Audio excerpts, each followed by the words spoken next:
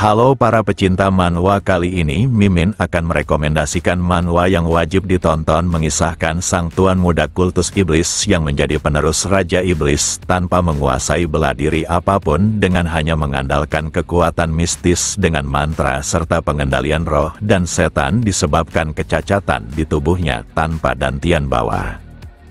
Lalu dia dikhianati oleh wakil pemimpin kultus serta tetua lainnya dengan cara licik, dan pada akhirnya sang tuan muda kultus iblis mengerahkan seluruh kekuatannya untuk melafalkan mantra perpindahan tubuh dengan tingkat keberhasilan yang seharusnya mustahil. Kemudian dia terbangun di tubuh tuan muda Klantang sebagai anak haram, dan kali ini dia mendapatkan sesuatu yang tidak dimiliki di tubuh sebelumnya, yaitu kesempatan untuk menguasai bela diri. Tanpa banyak bacot lagi, mari mulai pembahasannya dengan cerita yang dimulai di sebuah tempat yang dinamakan kultus iblis surgawi yang merupakan salah satu dari kekuatan terbesar di dunia murim. Di sana terlihat seseorang yang meminta maaf kepada tuan mudanya disebabkan eliksir pun tidak bekerja pada tubuhnya. Sosok rambut perak ini tersenyum tanpa menunjukkan kemarahannya karena dia paham jika amukan yang disebabkan oleh penyimpangan Ki bukanlah sesuatu yang mudah diatasi, bahkan dia menyalahkan dirinya sendiri. Jika dia tidak menjadi murid yang setengah matang, maka semuanya pasti takkan seperti ini karena dirinya terlahir dengan dantian bawah yang rusak sehingga tidak pernah bisa mengkultivasikan energi dalamnya. Sebagai tuan muda kultus iblis, maka dia mengandalkan seni mistis untuk menaikkan posisinya, karena dalam kultus ini kekuatan adalah segalanya. Saat berjalan, dia terus memikirkan eliksir dari klan Hebei yang gagal, padahal sangatlah terkenal. Di saat yang sama seseorang menanyakan kabarnya dan berharap tuan mudanya baik-baik saja selama dirinya tidak ada. Sosok ini adalah Seonajin yang merupakan pamannya sendiri. Keterlambatan pamannya yang baru pulang membuat Wonwi yakin perjalanan itu dipenuhi rintangan. Pamannya membenarkan hal itu disebabkan tuan mudanya tidak bisa memenuhi tugasnya, sehingga dia harus bekerja keras agar semuanya tetap baik-baik saja. Percakapan mereka berdua tampaknya menunjukkan hubungan yang kurang harmonis. Beberapa saat kemudian Wonwi terus memikirkan si ular Hajin yang merupakan pamannya, di mana dia meragukannya sekedar melakukan perjalanan tur saja. Pamannya selalu melakukan hal mencurigakan dan sekarang dia terlihat begitu tenang, menunjukkan ada sesuatu yang tidak beres.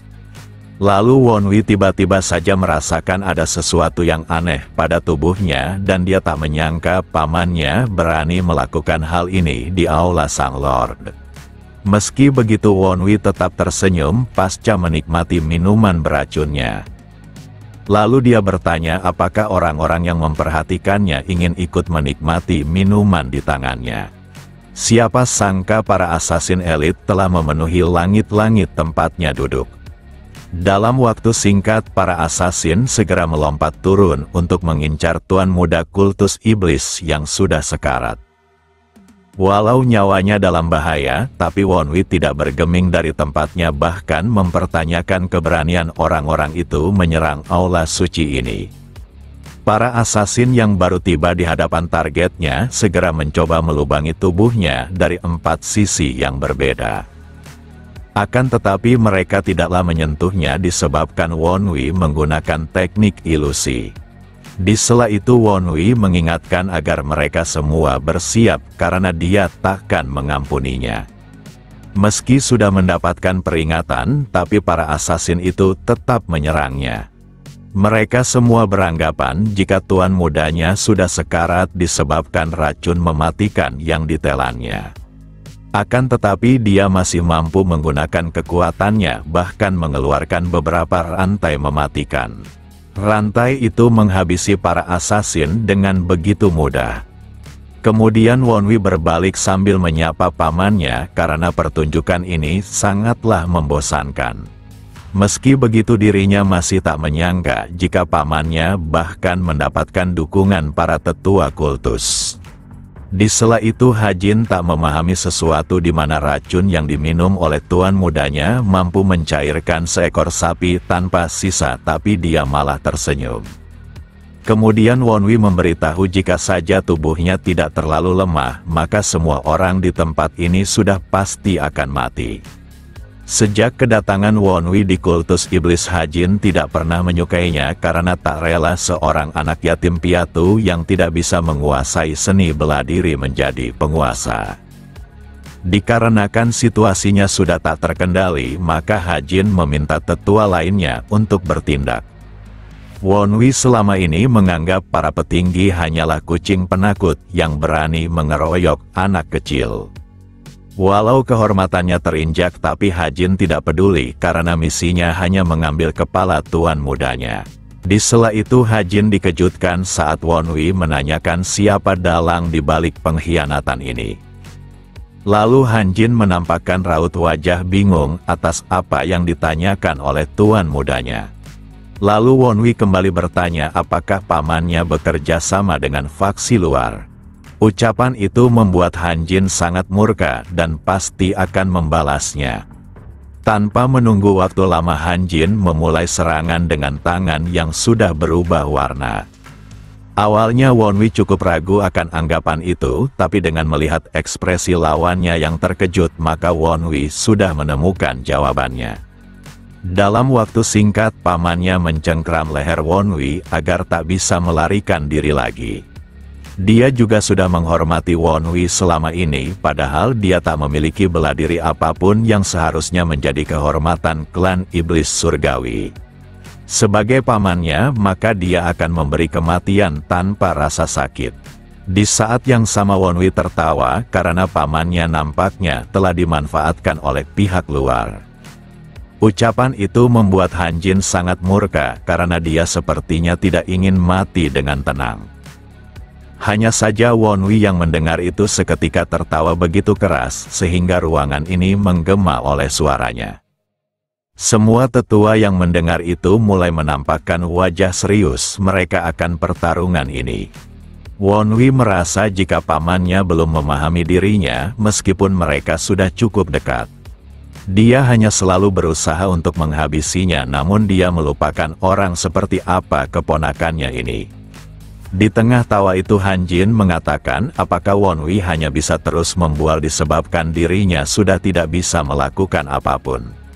Kemudian Hajin dikejutkan senjata yang dikeluarkan oleh Sinwo di balik bajunya. Di mana pedang naga iblis kini berada di tangan Wonwi. Lalu Hajin berusaha untuk mencegahnya melakukan sesuatu dengan takkan membiarkan Wonwi melafalkan mantra. Hanya saja semua itu sudah terlambat, di mana sejak awal Sinwo telah melakukannya dan sekarang tubuh Hajin terdorong mundur. Sebagai tuan muda iblis, Wonwi tak bisa menggunakan energi dalam untuk belajar bela diri, tapi dia menguatkan kekuatan mistiknya bak penyihir. Senjata yang ada di tangannya adalah pusaka dari Raja Iblis Surgawi generasi pertama dan dia telah menyalurkan seluruh kekuatan mistiknya kepada pedang tersebut. Dia menyadari tubuhnya telah menelan racun mematikan dan bertarung dengan memaksakan dirinya adalah keputusan yang naif, maka Wonwi akan mempertaruhkan segalanya pada upaya terakhirnya. Para tetua yang panik memutuskan untuk membuat pelindung agar tidak terkena dampak kekuatan mistik itu. Hanya saja Wonwi memberitahu jika hal itu percuma dan pedang ini akan hancur beriringan kesuksesan teknik mistiknya. Dengan melafalkan mantra khusus pada bagian akhir, maka sesuatu yang tak terduga akan terjadi. Cahaya itu terus meluas dan akan melahap siapapun yang ada di dekatnya. Para tetua ingin melarikan diri, tapi semuanya sudah terlambat. Cahaya itu terus meluas hingga kastil sang kultus iblis sendiri tak bisa menampungnya. Beberapa saat kemudian, tempat itu rata dengan tanah diiringi salju yang turun dari langit. Di sana Sinwo yang terluka parah termenung dan mulai menganggap malam ini sama dengan hari itu. Di mana dia teringat akan kenangan masa lalunya yang cukup menyedihkan. Saat kecil Wonwi selalu dipukul oleh anak-anak lainnya, bahkan memanggilnya dengan sebutan hantu. Mereka sangat terganggu akan Wonwi yang selalu berbicara tentang hantu yang mengikutinya. Wonwi juga selalu ditertawakan karena dia dan tian bawahnya telah rusak, menunjukkan dia tak punya masa depan dalam bela diri, ditambah dirinya hanyalah yatim piatu yang dianggap tak normal dengan selalu berbicara tentang hantu. Wonwi tidak mengetahui kesalahan yang dilakukannya, padahal dia hanya berbagi akan apa yang dilihatnya.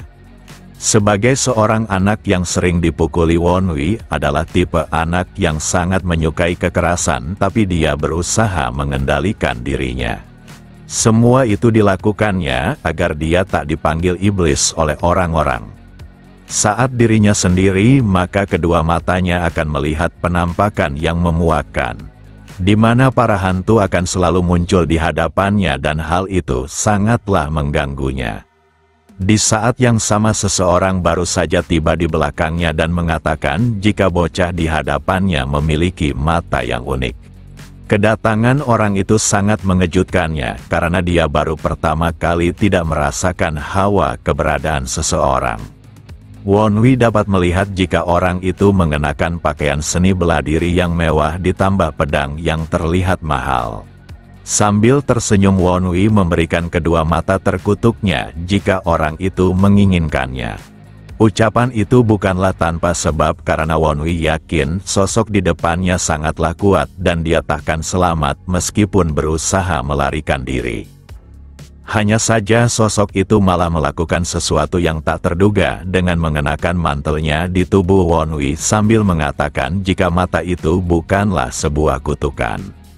Walau dantian bawahnya rusak, tapi dia memiliki keunikan tersendiri yang tidak dimiliki oleh orang lain di dunia ini. Sosok itu menganggap Wonwi adalah anak yang spesial dan tiap ucapan orang itu membuatnya nyaman. Orang itu ternyata adalah sang Raja Iblis Surgawi dan dia memberikan Wonwi nama padahal sebelumnya dia tidak memilikinya. Sejak mengikuti masternya, maka Wonwi memiliki tujuan hidup di mana dia ingin membantu masternya. Akan tetapi semuanya tidaklah berjalan mudah disebabkan tubuhnya yang rusak tidak bisa mempelajari bela diri selain kekuatan mistik. Saat ini Wonwi juga mengalami luka yang fatal dan tak ada jaminan dirinya akan selamat. Maka dari itu dia memutuskan untuk menggunakan mantra terlarang yang hanya bisa dilafalkan oleh sosok pengguna kekuatan mistik sejati. Ini adalah mantra yang digunakan oleh pendeta kuno untuk mentransfer jiwanya ke dalam tubuh orang lain, tapi belum pernah terdengar ada yang berhasil melakukannya kembali. Dengan sisa kekuatan mistik dari senjata pendiri kultus iblis, maka dia berhasil mengaktifkan langkah pertama dan sekarang dia hanya perlu bertaruh pada keberuntungannya. Di sela itu Wonwi yang terus melafalkan mantra berharap masternya akan aman sampai dirinya kembali. Lalu Wonwi tiba-tiba saja membuka matanya dengan seluruh tubuh yang terasa sakit disebabkan dipukuli. Matanya terbuka lebar dan hal yang dipikirkannya adalah keberhasilan mantra kuno yang dilakukannya telah berhasil. Di saat yang sama seseorang terus mengatainya dan memintanya segera berdiri. Saat berdiri Wonwi tak menyangka jika tubuh yang dirasukinya memiliki nama yang sama dengannya. Dikarenakan dia hanya terus terdiam, maka wanita ini akan memberinya pelajaran. Hanya saja Wonwi malah menangkap tangannya sambil meminta bibinya untuk pergi karena napasnya sangatlah busuk. Ucapan itu makin membuat wanita ini marah karena bocah menyedihkan di depannya berani bersikap tidak sopan padanya. Lalu wanita itu meninggalkannya dan ingin agar Wonwi tetap berada di kamarnya sebagai kurungannya. Dengan menilai ingatan yang ada di tubuh barunya, maka Wonwi menyimpulkan jika wanita sebelumnya adalah ibu tirinya. Keberhasilan tekniknya masuk ke dalam tubuh ini menunjukkan jika si pemilik tubuhnya yang asli telah mati saat dipukuli. Wonwi menganggap kematian ini sudah pantas karena tubuh yang dimilikinya benar-benar lemah. Akan tetapi terdapat sesuatu yang tubuh lamanya tidak miliki, yaitu dantian bawah. Dantian atas membuatnya mampu membangun kekuatan mistik yang memberinya pandangan kematian serta pengendalian hantu dan roh. Tapi dengan memiliki dantian bawah seperti saat ini, maka dia bisa memiliki seni bela diri. Wonwi sudah memutuskan jika dia akan menjadi yang terkuat dengan penguasa dantian atas dan bawah yang melampaui siapapun. Setelah mendapatkan kekuatan yang cukup, maka dirinya akan memburu sosok yang mempermainkan kultus iblis dengan memanfaatkan para tetua untuk menciptakan konflik internal dalam sektenya. Klan Tang di Sichuan merupakan salah satu dari 6 klan besar yang memiliki nama serta sejarah panjang. Saking besarnya klan Tang memiliki beberapa keluarga cabang yang mendukungnya. Salah satunya adalah pasukan yang dikenal Sang Angin Liar, dan seperti namanya mereka sangat cepat dan tak terkendali saat menghadapi musuh. Di antara semuanya terdapat sosok Tang Hosan yang memimpin pasukan itu. Dia dijuluki Sang Angin Liar yang mengamuk. Bersama dengan pasukan Angin Liar, dia membantu keluarga baru yang diberi nama Divisi 9 Naga Klan Tang. Benteng perdagangan di wilayah Jiulong merupakan tempat keluarga cabang Tang Hosan tinggal setelah kepala klan Tang mempercayakan manajemen padanya. Saat ini Tang Hosan memiliki 3 penerus dan 2 anaknya lahir dari istri sahnya yang bernama San Yeon dari klan Namgun. Lalu anak pertamanya seorang perempuan bernama Tang Yujin dan putra ketiganya adalah Tang Yukang. Kemudian terdapat anak kedua yang tak direncanakan, di mana dia lahir setelah Tang Hosan tidur dengan seorang pelayan dalam kondisi mabuk, dan sekarang Wonwi yang merupakan sang tuan muda kultus iblis merasuki tubuhnya. Sebagai anak haram, maka kedudukan Tang Wonwi sedikit memprihatinkan, tapi dia tetaplah salah satu dari kandidat penerus. Di sela itu pelayannya terus berteriak jika nyonyanya melarang siapapun menyediakan makanan di paviliun ini dan semua orang akan kelaparan. Wonwi benar-benar muak akan cara hidup pemilik tubuh sebelumnya, di mana dia bahkan direndahkan oleh pelayannya sendiri dengan memintanya untuk pergi meminta maaf kepada ibu tirinya, dan masalah akan selesai dengan beberapa hukuman darinya. Maka dari itu Wonwi menamparnya karena pelayan itu melupakan kedudukannya dengan bersikap seperti ini. Bukannya meminta maaf, tapi pelayan ini terlihat kesal dengan terus menyalahkan tuan mudanya, padahal dia hanya memberinya saran. Kemudian dia tercengang saat melihat tuan mudanya yang sangat menyeramkan. Setelah dipukuli, pelayan ini meminta maaf, dan dia juga akan selalu bersama tuan mudanya disebabkan hutan budinya kepada nyonya kedua yang tak lain Ibu Wonwi. Kemudian Wonwi kembali menakutinya sambil memintanya untuk membawakan sesuatu. Pelayan itu mengerti dan dia pasti takkan mengecewakan tuan mudanya. Saat pelayan itu pergi, Wonwi tak menyangka tangannya akan gemetar hanya karena menamparkan seseorang. Dia makin mengetahui kondisi buruknya di mana si pemilik tubuh sebelumnya tidak memiliki satupun rekan dalam klannya, dan Wonwi merasa orang yang bertanggung jawab atas hal ini adalah ibu tirinya yang sudah mengisolasinya dari dunia luar. Satu-satunya solusi yang dirinya punya saat ini adalah mengkultivasi inner energinya, tapi masalahnya adalah tubuh bocah ini yang sudah mempelajari kultivasi klan Tang. Lalu dia menekan matanya dengan mulai berpikir untuk menggali informasi terkait sejarah ribuan tahun kultus iblis yang diantara mereka pastinya terdapat orang dari klan Tang. Agar lebih mudah mencari informasi itu, maka Wonwi menggunakan memori bawaan pada kehidupan sebelumnya dengan membentuk replika informasi pada area sekitarnya melalui ruang virtual. Dikarenakan tak bisa belajar bela diri saat menjadi tuan muda kultus iblis, maka Wonwi mempelajari hal berbeda dan bentuk virtual dari memori adalah salah satunya. Maka dari itu dia akan menggabungkan sejarah dari klan Tang yang bergabung dengan kultus iblis. Jika dirinya menggunakan teknik racun dari kelantang terdahulu yang dipadukan dengan kultus iblis, maka orang-orang takkan terlalu curiga padanya. Hanya saja terdapat suatu masalah di mana untuk mendapatkan ki racun, maka dia harus menerima banyak rasa sakit serta asupan racun berkualitas tinggi. Lalu Wonwi tiba-tiba saja tertawa disebabkan saat menggunakan dantian atasnya, maka dia bisa mengaktifkan mata terkutuknya. Lalu dia mengatakan sampai kapan orang-orang di depannya akan terus memandanginya. Siapa sangka hantu-hantu itu adalah para tetua yang menjadi salah satu penyebab kematiannya.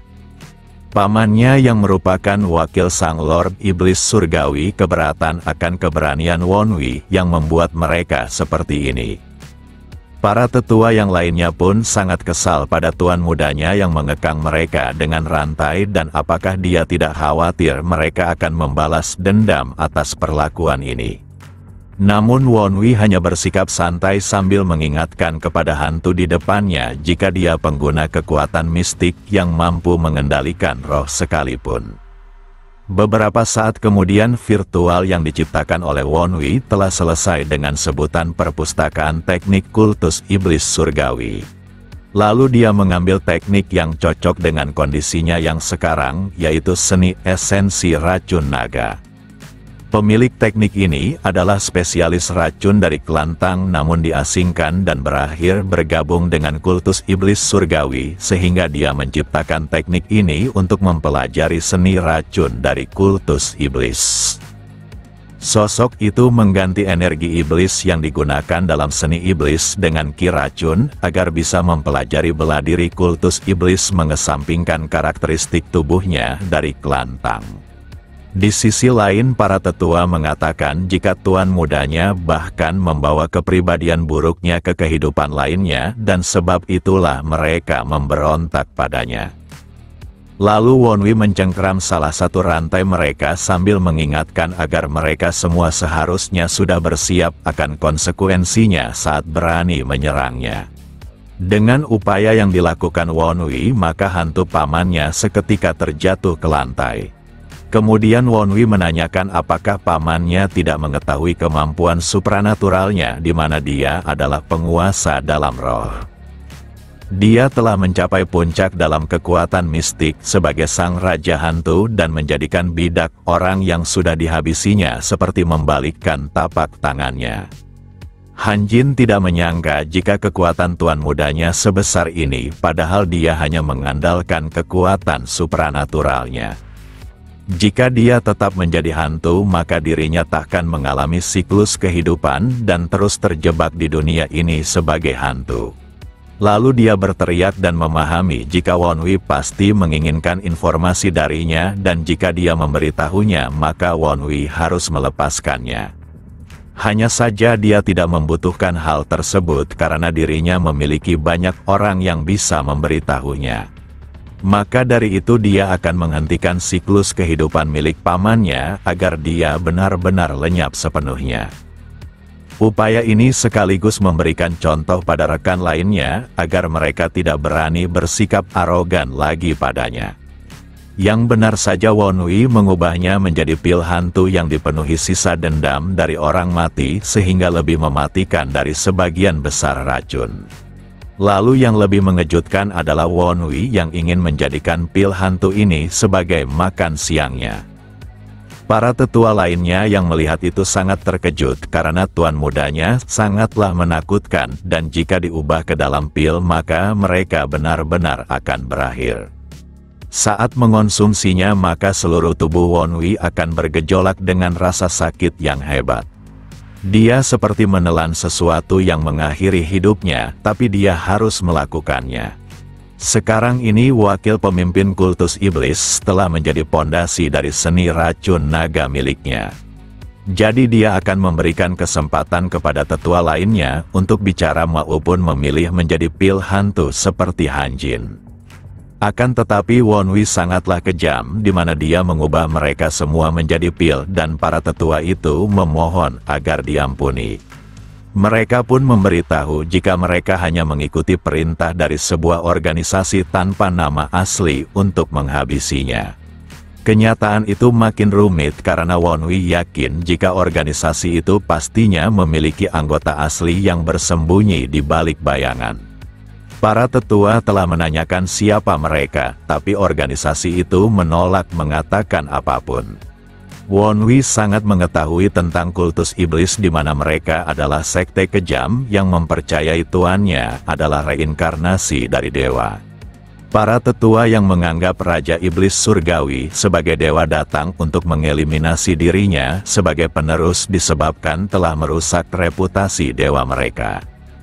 Namun pengkhianatan ini dilakukan saat sang Raja Iblis Surgawi masih hidup, menunjukkan jika para tetua menakuti organisasi misterius yang diikutinya. Hal ini membuat Wonwi yakin jika organisasi di belakang para tetuanya adalah sesuatu yang sangat kuat, bahkan kekuatannya setara dengan para klan besar maupun lebih kuat. Orang-orang seperti itu biasanya disebut sang absolut, makhluk yang dapat dianggap sebagai bencana alam. Karena tak ada waktu untuk bersantai, maka Wonwi harus membuat tubuhnya beradaptasi dengan racun lalu memulai kultivasinya. Dengan ini, maka dia akan menjadi makhluk yang melebihi bencana alam sekaligus tak tersentuh dan tak tergoyahkan dengan kekuatan dantian bawah serta dantian atas yang tak kalah dari siapapun. 2 bulan kemudian, ibu tirinya sangat murka dan mempertanyakan apakah pelayan benar-benar tidak menyajikan makanan untuk tuan mudanya. Alasan dia mengatakan hal itu karena Wonwi masih baik-baik saja dan manusia yang tak makan selama 2 bulan seharusnya sudah mati. Pelayan ini terus meminta maaf sambil menegaskan jika mereka tidak berani menentang perintahnya dan bersumpah tidak memberikannya makanan. San Yeon hanya ingin Wonwi tunduk padanya, dan sekarang ada rumor yang mengatakan jika dirinya telah menghabisi tuan muda kedua dan menggantikannya dengan orang lain yang mirip dengannya. Pimpinan klan akan segera datang dan dia khawatir tuannya mendengar rumor palsu tersebut. Kemudian pelayan ini menginformasikan jika tuan muda keduanya meminta sebuah dokumen tentang situasi dunia luar. Hal itu mengejutkan San Yeon karena bocah itu sebelumnya tak pernah tertarik pada hal semacam itu dan sekarang dia mengalami perubahan drastis dalam 2 bulan ini. Keanehan ini membuatnya berpikiran apakah Wonwi memiliki pendukung. Meski dia anak haram, tapi Wonwi tetaplah keturunan pimpinan keluarga cabang dan jika orang yang mendukungnya berhasil membuat pemimpin klan kagum saat berkunjung, maka posisi anak itu di dalam klan akan makin tinggi sekaligus orang itu akan mendapatkan keuntungan. Bagi dirinya, hanya putranya yang boleh menarik perhatian ketua klan, bukannya anak haram tersebut.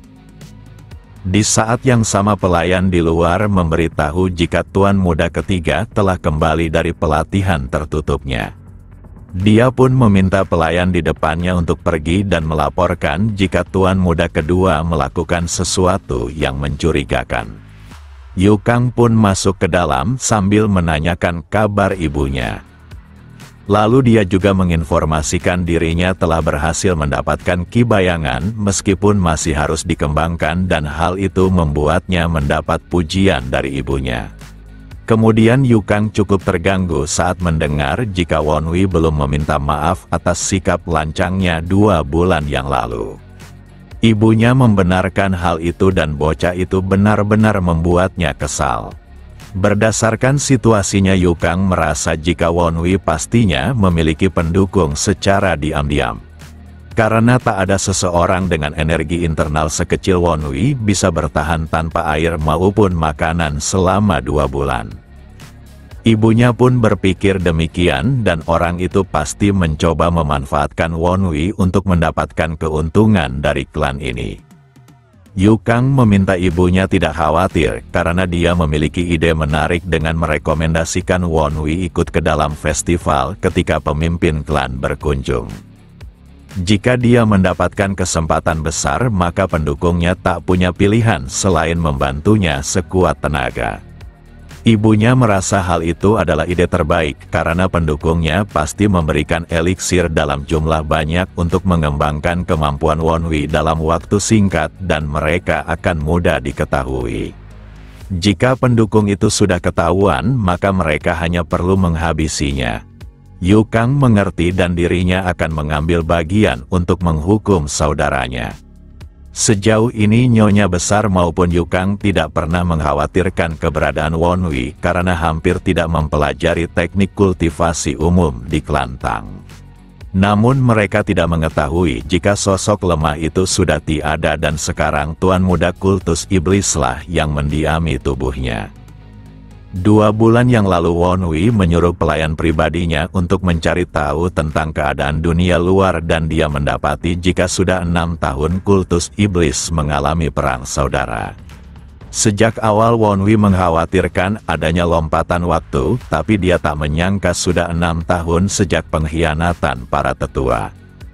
Tak hanya itu, rumor mengatakan jika Sang Raja Iblis Surgawi telah menghilang tanpa jejak dan ada yang bilang jika Raja Iblis pastinya sedang merencanakan sesuatu untuk mengincar daratan utama.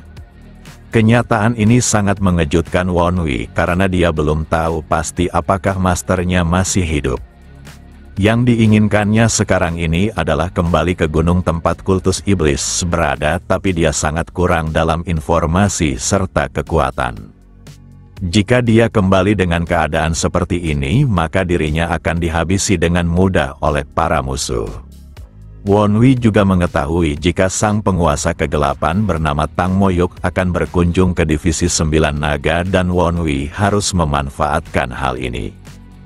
Kepala Klantang merupakan salah satu dari 10 master puncak di bawah surga dan ada rumor yang mengatakan jika penguasa kegelapan ingin membentuk unit bela diri spesial.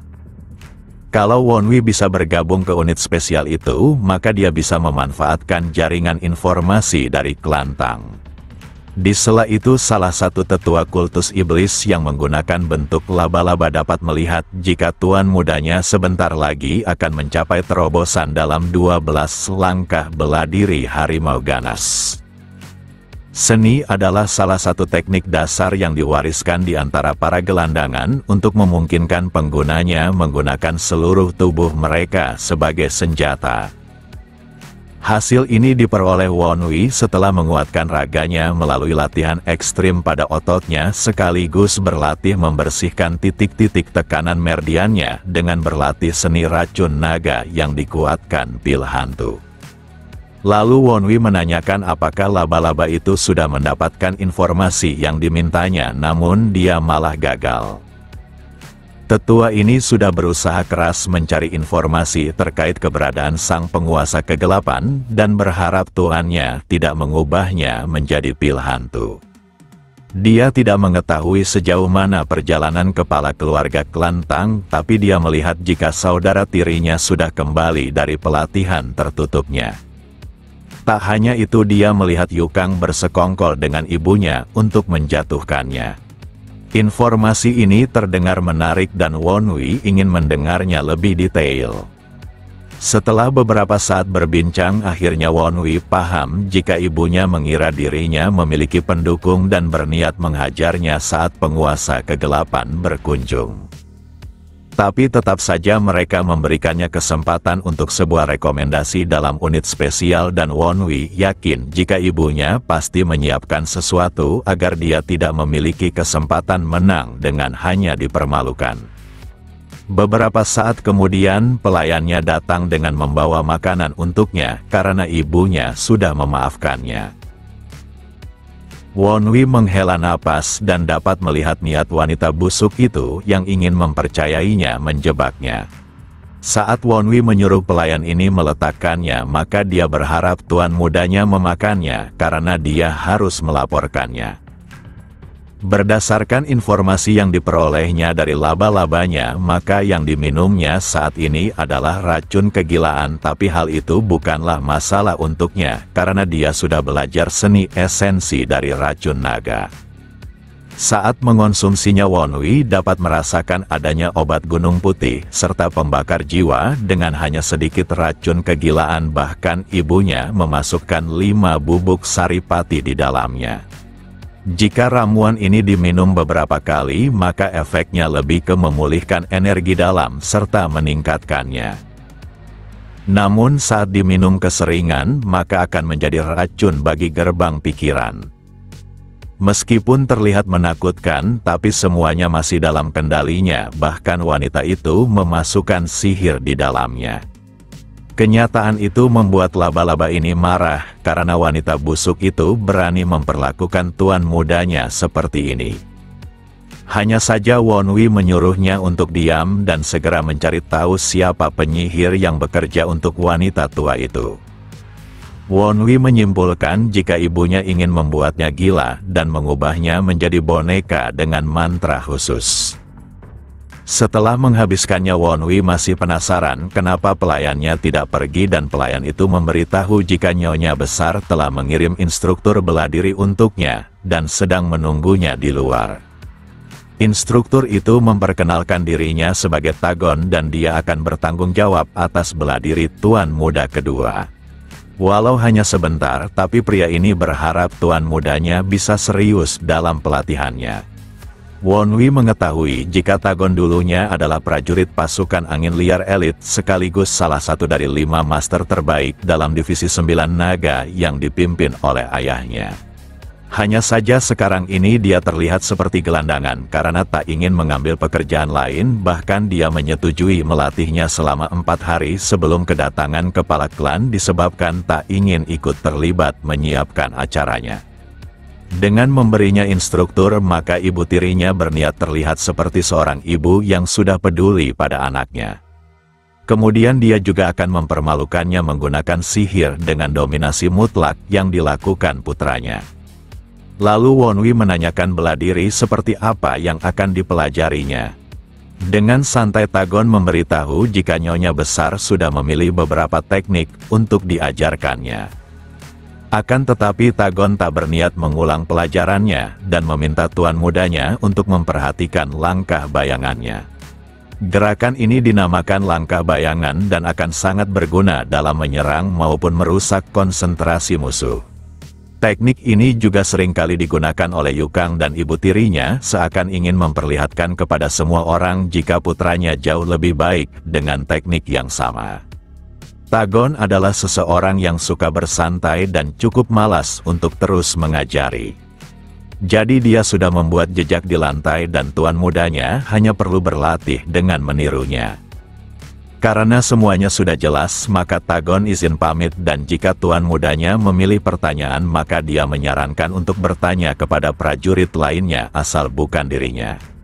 Hanya saja Wonwi mengejutkannya di mana dia mengatakan sudah menguasainya. Akan tetapi Tagon merasa tuan mudanya tidak bercanda disebabkan langkah bayangan merupakan teknik melangkah yang sulit, bahkan pasukan angin liar membutuhkan 10 hari untuk setiap gerakannya. Dia dulunya adalah seorang jenius dan membutuhkan waktu selama 5 hari, tapi tuan mudanya baru belajar tapi malah berbohong. Berdasarkan pengamatannya maka orang seperti tuan mudanya setidaknya membutuhkan waktu selama 5 bulan karena dia tidaklah berbakat. Hanya saja Wonwi terus mengatainya jika dia benar-benar sudah menguasai teknik mudah seperti itu. Sambil menahan kekesalannya Tagon mengatakan jika teknik ini bukanlah sesuatu yang bisa dikuasai hanya dengan melihatnya. Agar semuanya lebih menarik maka Wonwi ingin bertaruh 30 koin untuk membuktikannya. Wonwi mendengar jika gaji bulanan Tagon sekitar 10 koin perak, jadi dia akan mendapatkan keuntungan 3 kali lipat. Meski tergiur akan yang itu, tapi Tagon merasa mempermainkan seni bela diri keluarga yang adalah sesuatu yang kurang pantas. Hanya saja Wonwi terus memprovokasinya dengan menganggap jika instrukturnya takut kalah. Dia merasa hal itu sudah sewajarnya karena orang jenius saja membutuhkan 5 hari, tapi dirinya mampu menguasainya dalam sekali lihat. Lalu Tagon mencegah tuan mudanya pergi karena dia tak dapat menerima hinaan ini. Setelah keduanya sepakat, maka Wonwi segera bergerak cepat dengan melewati instrukturnya. Di sana Wonwi tertawa dan menduga jika Tagon berniat untuk minum-minum disebabkan uangnya banyak juga. Tagon sangat terkejut, bahkan dia kehilangan uangnya. Dia pun bertanya kapan tuan mudanya belajar langkah bayangan dan Wonwi menegaskan jika baru melihatnya dan semua orang mengetahui jika dia tak memiliki kesempatan untuk belajar bela diri sebelumnya. Tagon tak dapat memungkiri hal itu, tapi dia sulit menerima adanya seseorang yang bisa meniru teknik hanya dengan sekali lihat. Wonwi merasa instrukturnya masih meragukannya dan dia juga tidak keberatan jika harus bertaruh pada teknik bela diri lainnya. Provokasi itu makin membuat Tagon kesal seakan tuan mudanya meremehkannya. Tagon mengerti dan dia akan mengambil uangnya untuk membalas kesombongan tuan mudanya.